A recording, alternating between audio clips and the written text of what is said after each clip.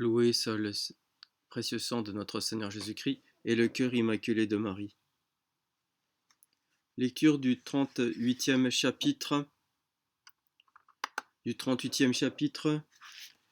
du livre Le libéralisme est un péché de Don Sarda Salvani.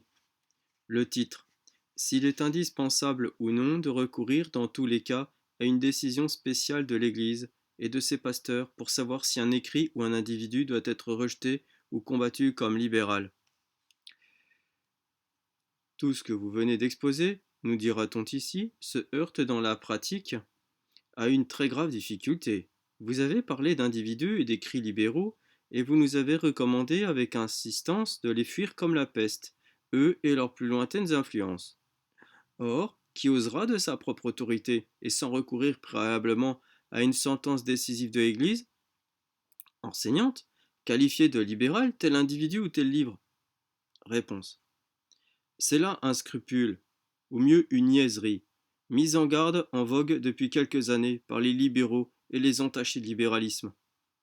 Théorie nouvelle dans l'Église de Dieu et que nous avons vu soutenir, à notre très grande surprise, par ceux que nous ne serions jamais imaginés capables de tomber dans une pareille aberration. Théorie, du reste, commode entre toutes pour le diable et ses séides. Aussi, lorsqu'un bon catholique les attaque et les démasque, on les voit immédiatement recourir à elle et se réfugier derrière ses tranchées, demandant d'un air magistral et plein d'autorité. Et qui êtes-vous donc pour nous qualifier, moi et mon journal, de libéraux? Qui vous a fait maître en Israël pour déclarer qui est bon catholique et qui ne l'est pas? Est-ce à vous qu'il faut demander une patente de catholicisme? Cette dernière phrase, surtout, a fait fortune, comme on dit, et il n'y a pas de catholique entaché de libéralisme qui ne s'en serve comme d'une dernière ressource dans les cas graves et embarrassants. Voyons donc ce qu'il faut penser sur ce sujet, et si la théorie des catholiques libéraux est une théologie saine en ce qui touche à ce point. Posons d'abord la question avec toute la clarté et la netteté nécessaires. Pour accuser de libéralisme une personne ou un écrit, faut-il toujours attendre que l'Église enseignante ait porté un jugement spécial sur cette personne ou cet écrit? Nous répondons carrément non. Si ce paradoxe libéral était une vérité, il fournirait indubitablement le moyen le plus efficace d'annuler, dans la pratique, toutes les condamnations de l'Église, relatives aux écrits comme aux personnes. L'Église seule possède le suprême magistère doctrinal en droit et en fait, juris et facti. Sa souveraine autorité se personnifie dans la pape, et elle est l'unique qui puisse définitivement et sans appel qualifier abstractivement les doctrines et déclarer qu'elles sont concrètement contenues dans tel ou tel livre, ou professées par telle ou telle personne. Ce n'est point là une infaillibilité par fiction légale, comme celle que l'on attribue aux tribunaux suprêmes de la terre, mais bien une infaillibilité réelle et effective, parce qu'elle émane de la continuelle assistance du Saint-Esprit et qu'elle est garantie par la promesse solennelle du Sauveur. Cette infaillibilité s'exerce sur le dogme et sur le fait dogmatique, et par suite, elle a toute l'extension nécessaire pour résoudre parfaitement en dernier ressort n'importe quelle question.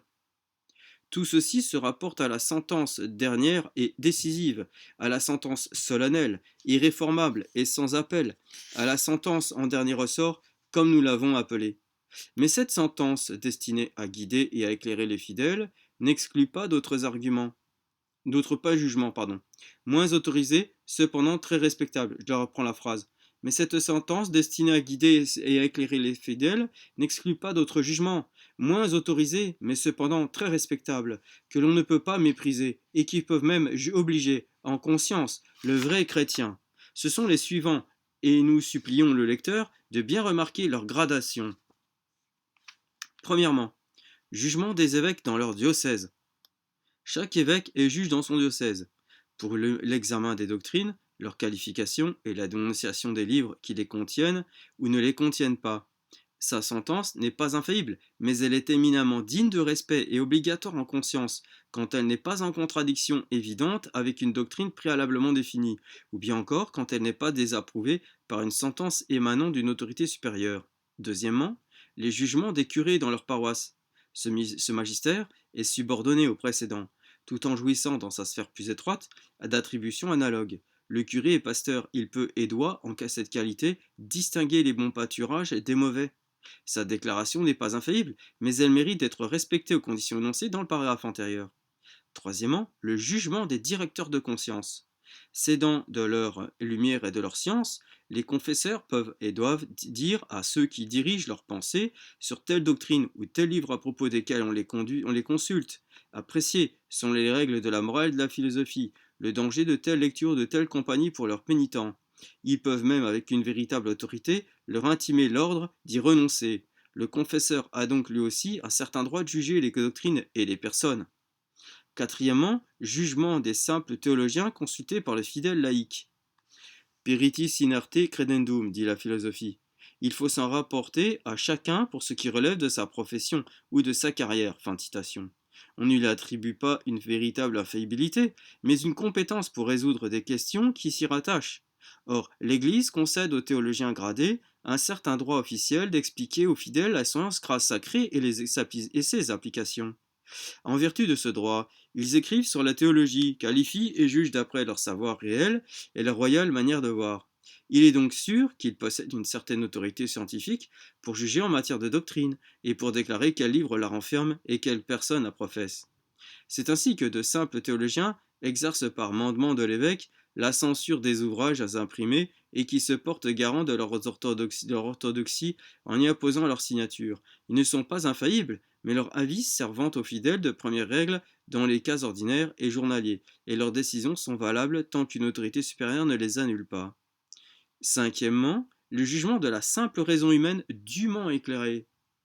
Oui, lecteur, cette raison elle-même est un lieu théologique, pour parler comme les théologiens. C'est un critérium scientifique en matière de religion. La foi domine la raison. Cette dernière doit lui être subordonnée en tout. La raison doit être subordonnée à la foi. Mais il est faux de prétendre que la raison ne peut rien par elle seule. Faux de prétendre que la lumière inférieure, allumée par Dieu dans l'entendement humain, n'éclaire rien, quoiqu'elle n'éclaire pas autant que la lumière supérieure. Il est donc permis, et même commandé, aux fidèles de raisonner sa foi, d'en tirer des conséquences, d'en faire des applications, d'en déduire des parallèles et des analogies. Le simple fidèle peut ainsi se méfier à première vue d'une doctrine nouvelle qui lui est présentée dans la mesure où il la voit en désaccord avec une autre doctrine définie. Il peut, si ce désaccord est évident, la combattre comme mauvaise et appeler mauvais le livre qui la soutient. Ce qu'il ne peut, c'est la définir ex cathedra, mais il lui est parfaitement licite de la tenir par devers, lui comme perverse, de la signaler comme telle aux autres pour leur gouverne, de jeter le cri d'alarme et de tirer les premiers coups. Le fidèle laïc peut faire tout cela, il l'a fait dans tous les temps aux applaudissements de l'Église. Ce n'est point là se faire le pasteur du troupeau, ni même son humble valet, c'est simplement lui servir de chien de garde et l'aviser en aboyant au portet altrare canes. Il faut que les chiens aboient. Rappelle à ce propos, avec beaucoup d'opportunité, un grand évêque espagnol digne des meilleurs siècles de notre histoire. Est-ce que, par hasard, les prélats les plus zélés ne l'entendraient pas ainsi? Eux qui, en mille occasions, exhortent leurs fidèles à s'abstenir de la lecture des mauvais journaux et des mauvais livres sans les faire autrement le connaître? Et ils montrent ainsi la conviction dans laquelle ils sont que le critérium naturel, éclairé par la foi, suffit aux fidèles pour les reconnaître par l'application des doctrines déjà connues sur la matière. L'index lui-même contient-il par hasard le titre de tous les livres défendus? En tête de ce recueil, sous la rubrique de Règles générales de l'index, ne trouve-t-on pas certains principes auxquels un bon catholique doit s'en rapporter pour juger beaucoup d'imprimés dont l'index ne fait pas mention, mais que les règles données permettent à chaque lecteur de le juger par lui-même? Arrivons maintenant à une considération plus générale. À quoi servirait la règle de la foi et des mœurs si dans chaque cas particulier, le simple fidèle ne pouvait en lui faire lui-même l'immédiate application? S'il était continuellement obligé de consulter le pape ou le pasteur diocésain, de même que la règle générale des mœurs est la loi, et que néanmoins chacun porte au-dedans de soi une conscience, dictamen practicum, en vertu de laquelle il fait les applications spéciales de cette règle générale, sous réserve de correction s'il vient à se tromper. De même, la règle générale de la foi, qui est l'autorité infaillible de l'Église. La règle générale de la foi, qui est l'autorité infaillible de l'Église. consent et doit consentir à ce que chacun, avec son jugement particulier, en fasse des applications concrètes, sans préjudice de la correction et de la rétractation qu'il encourt, si ce faisant il se trompe. Ce serait rendre vaine, absurde et impossible la règle supérieure de la foi que d'exiger son application spéciale et immédiate par l'autorité première, à chaque cas, à chaque heure, à chaque minute. Il a là un certain jansénisme brutal et satanique, semblable à celui des disciples du malheureux évêque d'Ypres, quand ils exigeaient pour la réception des sacrements des dispositions telles qui les rendaient absolument impossibles pour les hommes au profit desquels ils sont destinés. Le rigorisme légal ordinantia sista, qu'on invoque ici, est aussi absurde que le rigorisme ascétique prêché à Port-Royal. Il donnerait des résultats encore pires et plus désastreux. Si vous en doutez, observez ce qui se passe. Les plus rigoristes sur ce point sont les plus endurcis sectaires de l'école libérale. Comment s'explique cette apparente contradiction? Elle s'explique très simplement, si on veut bien se rappeler que rien ne conviendrait mieux au libéralisme que cette muselière légale imposée aux lèvres et à la plume de ses adversaires les plus résolus.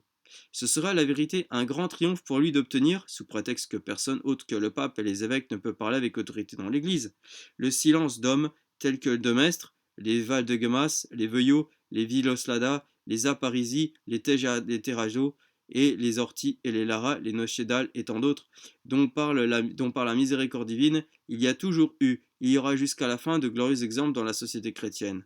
Voilà ce que le libéralisme voudrait, et de plus que l'Église elle-même lui rendit de service de désarmer ses plus illustres champions. Que dire de l'horrible secte du laïcisme, secte qui, selon quelques-uns, cause depuis peu de si grands ravages dans notre pays? C'est ici le lieu de parler du laïcisme, de cette épouvantable secte, comme on l'a nommé, et qui a eu, en ces derniers temps, le singulier privilège d'attirer l'attention publique, alors que presque aucune autre question théologique n'obtenait le même honneur. Bien terrible doit être ce monstre, puisque jetant le même cri d'alarme, tous ont cru devoir fondre sur lui, jusqu'aux hommes les moins portés à la polémique religieuse et à veiller sur l'honneur de l'Église. Le laïcisme a été une étrange hérésie, contre laquelle s'est déchaînée la haine de tous ceux qui haïssent Jésus-Christ. A-t-on jamais vu chose plus extraordinaire? Par contre, dès qu'un séculier ou un ecclésiastique s'est élevé contre le laïcisme, le camp franc-maçon le n'avait fait immédiatement un titre de gloire. Il l'a couvert de ses plus chaleureux applaudissements. Voilà un fait que personne ne peut démentir, car il s'est passé sous les yeux de tous. Cette donnée ne serait-elle pas suffisante pour résoudre pleinement, dès le premier pas, cet effrayant problème? Mais qu'est-ce que le laïcisme? Ces farouches contradicteurs, du haut de leurs chaires respectives, plus ou moins autorisées, ont pris la peine de l'anathémiser, bien plutôt que de celle de le définir. Pour nous, qui depuis plusieurs années avons des relations publiques et privées avec lui, nous essaierons d'épargner à ses ennemis l'embarras qui résulte pour eux de cet état de choses, et nous allons tâcher de leur donner une définition du laïcisme afin qu'ils aient une base sur laquelle appuyer leurs invectives. Trois choses sont qualifiées de laïcisme. Premièrement, la prétendue exagération de l'initiative laïque dans la qualification des personnes et des doctrines. Deuxièmement, la prétendue exagération de l'initiative laïque dans la direction et l'organisation des œuvres catholiques. Troisièmement, le prétendu manque de soumission de certains laïcs envers l'autorité épiscopale. Voilà les trois points du haineux procès intenté aux laïcistes depuis 2 ou 3 ans. Inutile de dire que ces trois points, clairement indiqués ici par nous, pour la première fois, ne l'ont jamais été dans les fougueuses et fatigantes harangues de l'accusateur en poulet qui a principalement porté la parole contre nous. Particulariser les charges, préciser les idées, ne doit point entrer dans les lois de sa polémique singulière au plus haut point. Beaucoup vociférer et crier à tue-tête « Schisme, schisme, secte, secte, rébellion, rébellion !» Exalter les privilèges et les prérogatives de l'autorité épiscopale. Démontrer à grand renfort d'auteurs et de droit canon des vérités que personne ne nie au sujet de cette autorité, mais ne point s'approcher même de loin du véritable point du débat. N'apporter aucune preuve justificative des plus graves accusations, oubliant que toute accusation non prouvée se transforme en impudente calomnie, à la bonne heure.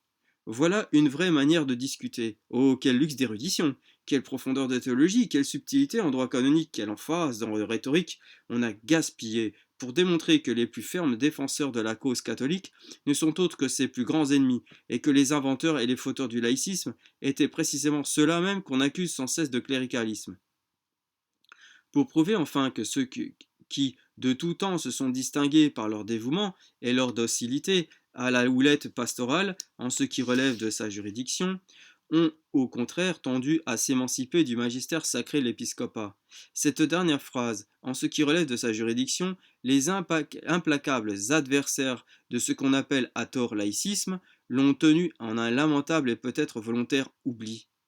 Ils citent sans cesse et en tous sens l'encyclique Cum Multa, et on dirait qu'ils ne sont pas encore parvenus à y lire cette parenthèse qui donne la légitime et naturelle explication de ce qu'elle contient de plus substantiel. En effet, toutes les accusations de révolte dirigées contre certaines associations et contre certaines feuilles périodiques seraient justifiées à la condition de prouver ce que n'y s'est jamais fait et ne se fera jamais, que ces associations et ces journaux, en refusant avec une fermeté virile de faire partie de la malencontreuse union catholico-libérale qu'on voulait canoniquement leur imposer, ont désobéi à leur chef religieux en quelque chose qui fut de leur juridiction.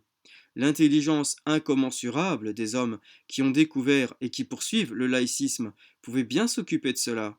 C'eût été une tâche digne de leur goût laborieux, car sans nul doute, ils n'en auraient vu la fin que plus tard, que fort plus tard. Mais qu'y faire? L'idée n'en est pas venue aux anti-laïcistes. Leur petit manuel de logique ne doit pas leur avoir signalé le sophisme appelé mutatio elenchi, celui-là même qui les fait sans cesse chanter extra chorum, pour ne pas employer une autre expression, plus imaginée mais moins littéraire, de l'énergique idiome catalan. C'est tout d'abord un bien singulier laïcisme que celui qui, en Espagne, et surtout en Catalogne, marche à la tête de toutes les œuvres catholiques vulgairement appelées ultramontaines. Au nom du pape, ils organisent des pèlerinages. En faveur du pape, ils recueillent des milliers d'adhésions et de signatures. Pour secourir le pape, il envoie sans cesse à Rome aumône sur aumône. Il se tient toujours à côté de ses prélats et il exécute tous leurs ordres relatifs à la guerre contre l'impiété. Il fonde, il paie, il soutient des écoles catholiques pour les opposer aux écoles dites laïques et aux écoles protestantes. En un mot, dans les assemblées littéraires, dans le temple, dans la presse, il forme et il enrôle les plus ardents défenseurs de la foi et du Saint-Siège. C'est un laïcisme vraiment rare et phénoménal que celui dont les amis et les inspirateurs sont les prêtres les plus exemplaires et dont les foyers principaux sont les maisons religieuses les plus ferventes. Qui, en peu d'années, a reçu à lui seul plus de bénédictions particulières de sa sainteté le pape que toute autre association en un demi-siècle, et qui porte le signe le plus authentique des serviteurs du Christ, puisque les ennemis les plus déclarés du nom chrétien le regardent avec tant de haine et le persécutent avec tant de rage. N'est-il pas vrai que ce laïcisme ressemble en tout point au plus pur catholicisme? En résumé, ce laïcisme, tel que nous l'avons dépeint, n'existe pas, ni rien qui lui soit semblable. Ce qui existe, oui, c'est une poignée de catholiques laïcs qui valent une armée, et gênent singulièrement la secte catholico-libérale, qui a pour cela une raison très légitime et très justifiée de les détester. Il y a plus encore. Premièrement, le catholique laïque a toujours pu, et il peut, et il doit, avec encore plus de raison aujourd'hui, prendre une part très active à la controverse religieuse, en exposant des doctrines, en qualifiant des livres et des personnes. Il lui est permis d'arracher leurs masques au visage suspect et de tirer droit au blanc que d'avance l'Église lui a marqué. Parmi eux, le blanc préféré doit être de nos jours l'erreur contemporaine du libéralisme et sa triste progéniture, son complice et son receleur, le catholicisme libéral, contre lequel le pape a dit 100 fois que tous les bons catholiques, même laïcs, devraient combattre sans cesse. Deuxièmement, le fidèle laïque a toujours pu et peut aujourd'hui, comme par le passé, entreprendre, organiser, diriger et mener à bonne fin toutes sortes d'œuvres catholiques, en suivant avec soumission la voie tracée par le droit canonique et sans autre réserve que celle imposée par ce droit. L'exemple d'un tel pouvoir nous est donné par de grands saints qui n'étaient que de simples laïcs et qui ont néanmoins créé dans l'Église de Dieu de magnifiques institutions de tout genre, et jusqu'à de véritables ordres religieux. Témoin François d'Assise. Il ne fut jamais prêtre, que les antilaïcistes en tombent en syncope. Il ne fut jamais prêtre, il n'était même pas sous-diacre, mais simplement un pauvre laïc quand il jeta les fondements de son ordre. À plus forte raison, on peut donc fonder un journal, une académie, un cercle de propagande, sans autre obligation que de s'en tenir aux règles générales établies, non par le critérium d'un homme quel qu'il soit, mais par la sage législation canonique, à laquelle tous sont soumis et tous doivent obéissance, depuis le plus grand prince de l'Église jusqu'au laïc le plus obscur. Troisièmement, dans les questions libres, Il n'y a pour un journal, une association ou un individu ni révolte ni insoumission qu'à vouloir les résoudre d'après leur jugement privé. Ce qu'il y a de très remarquable, bien que la chose n'ait rien d'extraordinaire, c'est que nous avons, nous les catholiques, à faire la leçon aux libéraux, à leur apprendre quelles sont les lois de la véritable liberté chrétienne, et combien la noble soumission de la foi est distincte du servilisme bas et rampant. Le confesseur n'a pas le droit d'imposer à son pénitent les opinions libres, encore qu'il les juge plus profitables et plus sûres. Il en est de même du curé à l'égard de ses paroissiens et de l'évêque vis-à-vis de ses diocésains. Il serait fort utile que nos savants contradicteurs relussent un peu Bouix, ou tout au moins le père Laraga. Pour la même raison, il n'y a ni crime, ni péché, ni même faute vénielle, encore bien moins hérésie, schisme ou autre infidélité, que ce soit dans certaines résistances. Car il est des résistances autorisées par l'Église, et que partant nul ne peut condamner. Et tout cela sans préjuger, si de telles résistances sont quelquefois non seulement permises, mais encore recommandables. Non seulement recommandables, mais encore obligatoires en conscience. Comme il arriverait, si de bonne ou de mauvaise foi, avec des intentions droites ou non, un supérieur voulait contraindre un inférieur à souscrire des formules, à prendre des positions, à tremper dans des connivences, ouvertement favorables à l'erreur, désirées, ourdies et applaudies par les ennemis de Jésus-Christ. En ce cas, le devoir du bon catholique est de résister à outrance et de mourir plutôt que de céder. C'est tout ce qu'il y avait à dire sur la question si débattue du laïcisme, qui, considéré sous son vrai jour et avec une connaissance moyenne de la matière, n'est pas même une question. Si la théologie établie par le très grave frère du catholicisme libéral est certaine, il ne resterait pas grand-chose à faire au diable pour être maître du champ de bataille, parce que nous ne lui livrerions de nos propres mains. Pour rendre tout mouvement catholico-laïque impossible dans la pratique, il n'existe pas de meilleur moyen que celui de le soumettre à des conditions telles qu'il en devienne moralement impraticable. En un mot, ce n'est là qu'un pur jansénisme, mais par bonheur, ce jansénisme a laissé choir son masque. Gloria in altissimis Deo, et in terra pax omnibus bone voluntatis. Grand bien nous fasse.